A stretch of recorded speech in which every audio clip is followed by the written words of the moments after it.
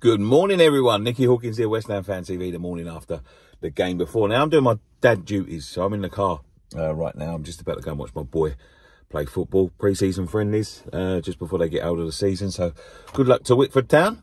But let's go into the West Ham Crystal Palace game yesterday. I mean, went into the game, obviously a 2-1 defeat to Villa last week, knocked a bit of the wind out of us in terms of the excitement of the project, in terms of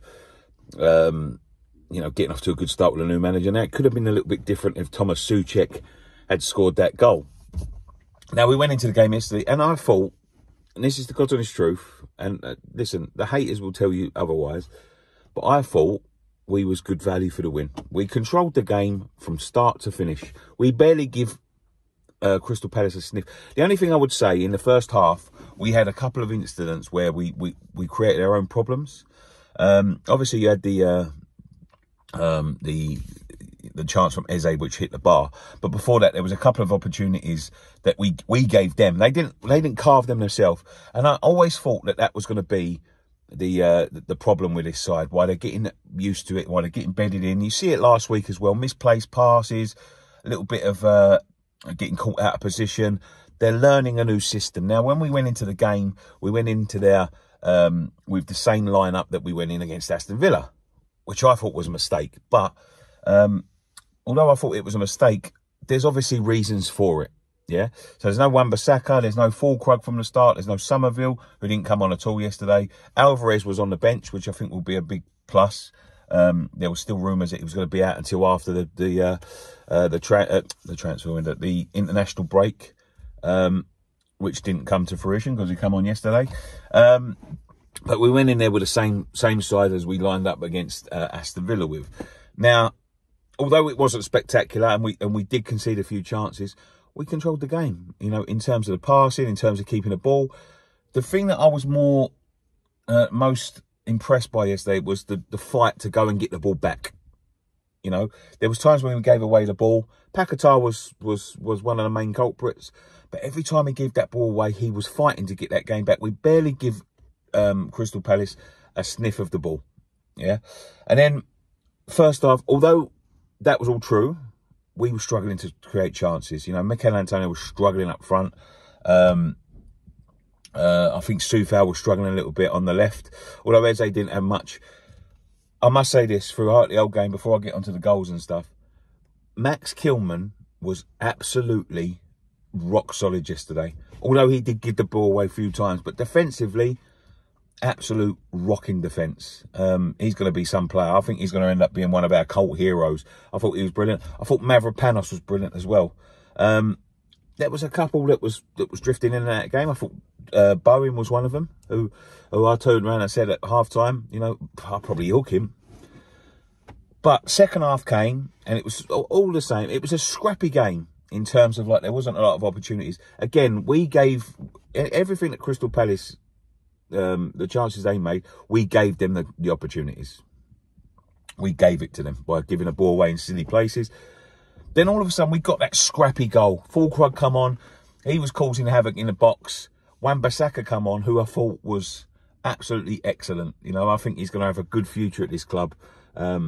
He's going to look to be a real bargain. And then all of a sudden, we got that little bit of, I don't know, we got that little bit of va-va-voom, as Thierry Henry used to say. And we looked like scoring. We got that scrappy goal, which was sort of bouncing around the box. Thomas Souček does what Thomas Souček does.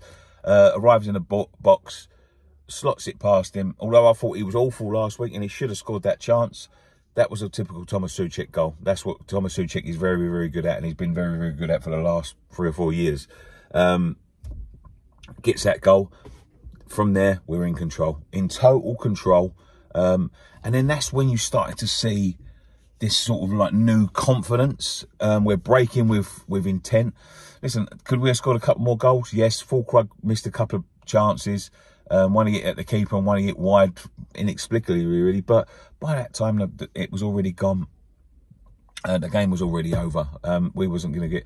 Bowen gets the second goal. Typical Bowen goal. Come into his own a little bit. Once he starts getting a little bit of that space, you know, brilliantly taken goal, sort of cut in the left and then done the keeper with his eyes and went up to his near post. But we was never out of control of that game. And listen, as soon as that started going, that's when I thought the Lopetegui era started that really got going. You know, we started to play with a lot more confidence. We started to play with a lot more freedom. There was a lot of balance, you know.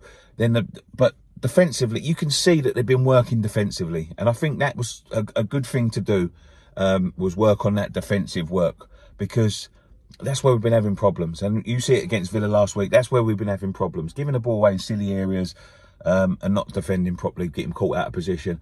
They've obviously worked on that all week. One thing I would say that I was also impressed with the manager, he was always on the fucking touchline. He was always fucking barking orders. He was really trying to implement his style of play, trying to tell players what they're supposed to be doing. And it seemed to work. It seemed to work. The players grew in confidence as the game went on. But listen, it's just a good win, isn't it? It's good to go away and win.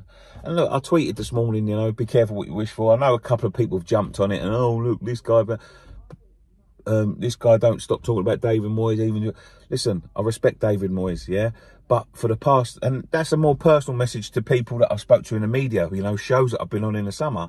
You know, everyone told me, be careful what you wish for. Be careful what you wish for. Be careful what you wish for. And let's be honest, the chances we gave away last year, we would have ended up another 5-2 loss. That's the way it is. But Max Kilman, what a player he is. Aaron Wan-Bissaka, get a couple of these in. We've got Bournemouth on Wednesday. It's a chance to give some of the sort of like players that haven't quite got the chance now to get into the side and show what they can do. And this is all be coming together. It's lovely.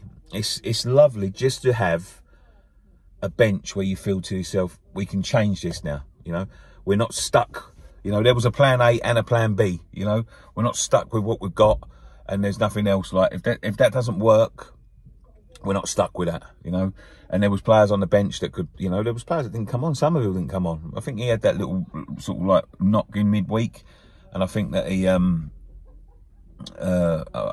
he may have just thought it probably wasn't worth it, especially when we, you know, I'm sure if we hadn't scored a goal and we maybe went one down, I'm sure he would have come on, but wasn't worth risking him. He'll probably play Wednesday, get a full start. I think there'll be a few of them get a full start. I think Todibo may get a full start. He came on a little bit later.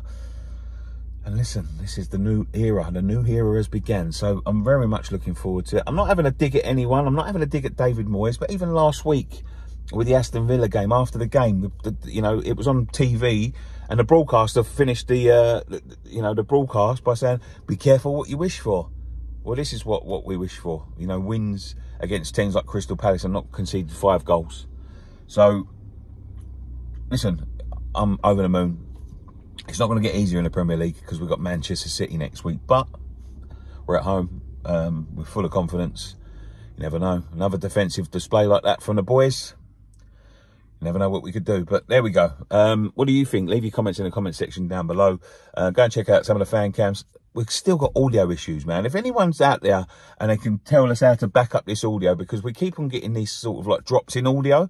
I don't know whether it's interference or whatever, but it's ruining like the fan cams. Obviously, you see post-match pint last week. We had a few audio issues last week, so we have to try and, which we're working on. But, you know, I'm trying not to put anything out with poor quality. We're trying to up the quality of the channel. So, like, you know, I do apologise for people coming down fan cams, but we're getting some sort of interference. Listen, we'll look into it this week and see what it may be, and see if we can back it up with something else. But there we go. Look, we're trying to improve. But there we go. Thank you very much for watching. One thing left to say. Come on, you Irons.